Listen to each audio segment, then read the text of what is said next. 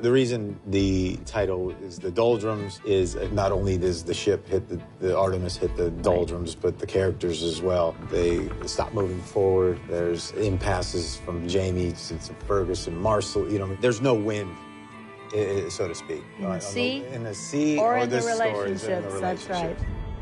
This was our big move. We finished off with our Scottish filming, and we picked up and moved production half a world away to South Africa. I mean, we started talking about this a long time ago. We had been joking around the set, even first season one, like, oh, when we get to the ship stories, we should steal those black sails. We should, yeah. How many ships do they have down there? They had 3 ships, and we used all 3, and we repurposed them and redesigned them, but they never used the Artemis. That was our ship.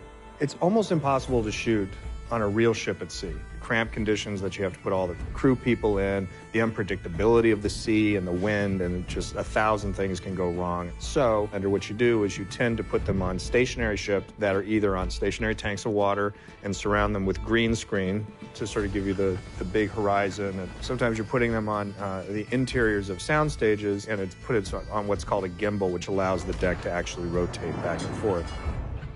Superstitions on the sea go to this day. There's a lot of variation in the superstitions of the time, too. Different ships had different superstitions. And we point that out. We could have done an episode on just how many superstitions, so we had to narrow them down.